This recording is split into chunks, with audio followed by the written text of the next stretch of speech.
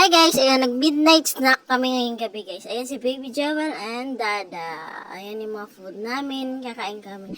Nandito kami ngayon guys sa Bataan. Ayan yung aming tinuluyan na bahay. Ayan guys, sobrang ganda yan ko. Tapos bukod sa may pool na dito sa aming, kung saan kami nagstay guys. And then may dagat pa, pagdating dun sa dagat guys, may pool din. So ayan, napaka-relaxing dito guys. Walang ingay, kundi mga ibon, tsaka maaso lamang. Ayan, tapos mahangin. Napaka-refreshing na lugar, guys. Ayan, parang na aliwalas. Ayan. So, ayan, umaga pa lang, guys. Ayan, nagsaw-saw-saw muna ako kasi sabi ko, mag-relax-relax muna ako dun sa labas. Tapos, ayan, itutuloy ko kayo, guys, kung saan ayan yung aming bahay. Tapos, ayan si Dada and Baby Jewel. Ayan.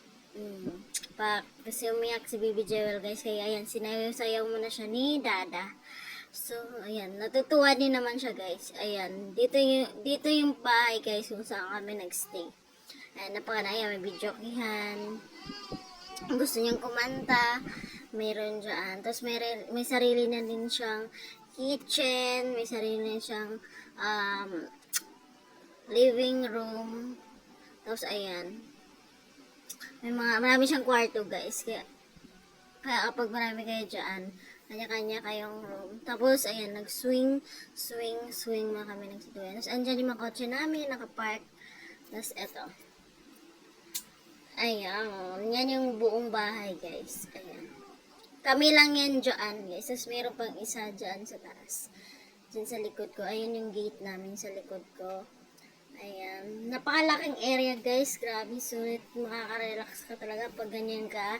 Kaganda yung view na pupuntahan nyo. Ayan. Oo. Yan yung aming sala dito guys. Yan. Napakalaki. At ayan.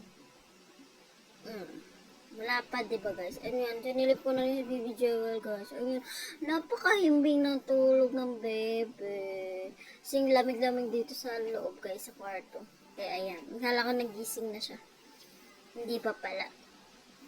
Ayan, napapahimbing yung tulog niya kasi sinisilip-silip po siya kasi si Dada na sa labas na to, si Baby Joel, iniwan namin sa loob kasi nahimbing po yung tulog niya. Napagod siya sa kakaligo niya kahapon sa dagat at saka sa pool doon. At na-enjoy naman siya. Yan lang. So, ayan na nga siya guys. Nagising na siya. Nalala sa Chuchu TV mag-swing daw siya. Ayan na po. With Dada. Busy sila magbanding. Sana all.